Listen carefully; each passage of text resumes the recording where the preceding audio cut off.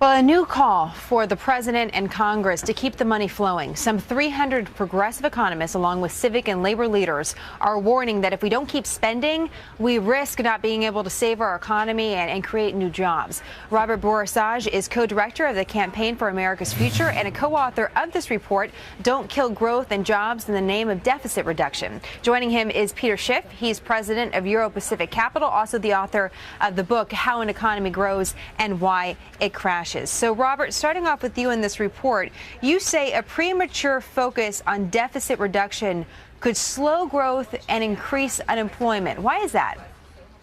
Well, if we start constriction now, we'll put more people out of work, and that will slow growth. We already have faltering growth. We're in a real trough here. We're in trouble, and we need to take steps to get the economy going.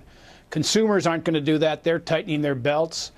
Businesses aren't going to do it as long as there aren't consumers, and we're not going to do it with exports, and so we're going to have to do it by having government take action. Let me just pick up on that point of consumers, because we certainly have seen the American public change some of their habits through this crisis. They've paid down some debt, they've taken less credit, they're saving more money.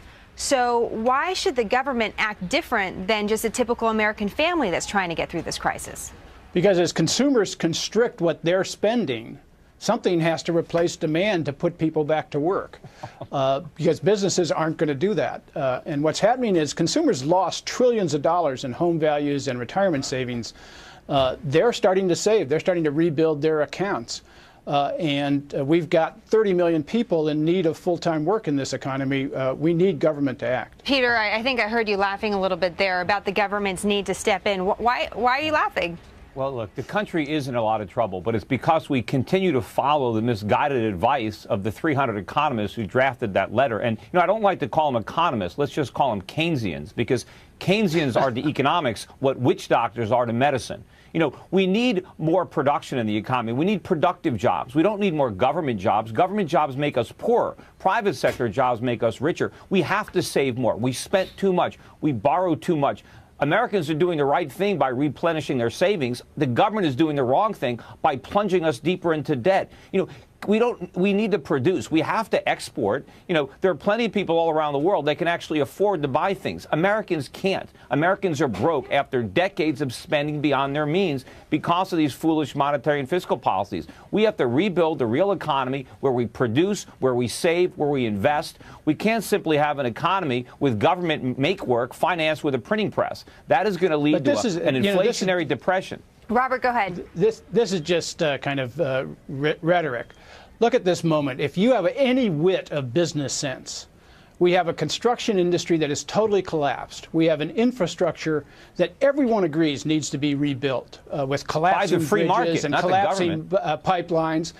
And the government can borrow money at nearly record low levels. This is a perfect time to borrow the money and rebuild the public infrastructure we need to gain. Let me get some clarity. Hold on. One second here, Peter. Because, Robert, let's get some more clarity on what you mean here. Are you saying that what the government needs to do right now is start, I don't know, a second stimulus plan, another $800 billion? Absolutely. I'm not even afraid of the term. But we can make, this is an opportunity to rebuild an infrastructure that even people like Schiff would agree has to be rebuilt at a very low level of borrowing at a time when construction workers are idle across the country. We can put them I would to work, agree that hire those firms that are private firms and rebuild an infrastructure. It's silly to talk about this in different ways. Look, I would agree that some of the infrastructure needs to be rebuilt, but the cost of rebuilding it is a burden. It's not going to help the economy. We have to divert resources from other uses to make these long-term investments. But the problem is, when the government is in charge of it, a lot of it is being wasted. I mean, here in Connecticut, we're repaving roads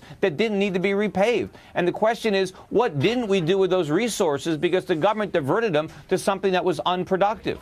Well, Peter, listen, then what do we do? There's nothing as unproductive as what finance did with capital in the boom that we just had and the collapse we just had. I agree. But rebuilding infrastructure, it wasn't government that did that. It was private banks that did that. It was rebuilding who lent them the money? Is something Who lent them the money? agrees Who subsidized it? Peter, let me jump in here, Peter. If it's not an additional spending project, if it's not government stepping in, then how do we solve this problem?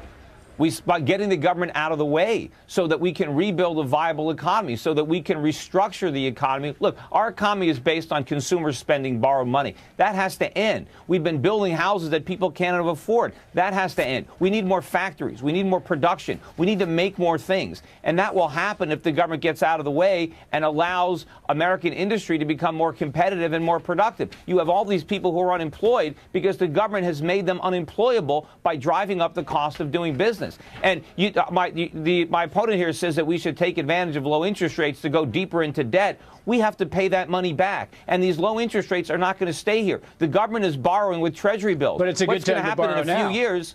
But what's going to happen in a few years when rates spike up? So why wouldn't you borrow now to put people to work? I don't understand it. It makes no sense. Robert, you're putting them to work if the people don't go to work, the businesses aren't going to invest. Robert, final comment here. Hold on a second, Peter. I'm going to give Robert the final comment on this. Robert, when is the right time to stop spending? Why are you not afraid of this debt that so many are so fearful about? Once the economy gets going and people go back to work, then it's time to start to look at how do we balance our accounts. But the reality is every project for balancing the budget assumes 2 or 3 years of growth that gets unemployment down to a normal level.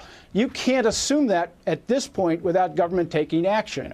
And it's silly, you know, after 30 years of conservative rule, after 8 years of the Bush administration and deregulation and privatization, the notion that government is in the way of this is ridiculous. Stop rewriting history, you know, and if we keep borrowing and spending, this country... No, I didn't forget about it. The Bush administration damaged the economy because it abandoned free market principles. It followed a Keynesian socialist prescription. It did exactly what it was. Socialist. Yes, he was. Yes, he was. Well, you two are certainly spirited and good partners in crime on this, and I hope to have you both back because this is a topic. I'm the winner. I'm the guy that predicted this collapse. Well, you guys thought everything was great. It was the economists, like the guys that wrote this thing, that were laughing at me on Fox. No, actually, Dean Baker was one of the leaders to talk about the housing bubble while people like you were investing in it. No, I wasn't investing in it. I was shorting it. Time out, gentlemen. We're going to have to leave it there. We're going to get far off the point. You got to do a little research on me. Well, why don't we do this? You both do a little bit more research and then come back and talk to us again. We really appreciate both of your perspectives, Robert and Peter. Thank you for joining us on this Friday, and we look forward to seeing you guys soon. Maybe some boxing gloves next time.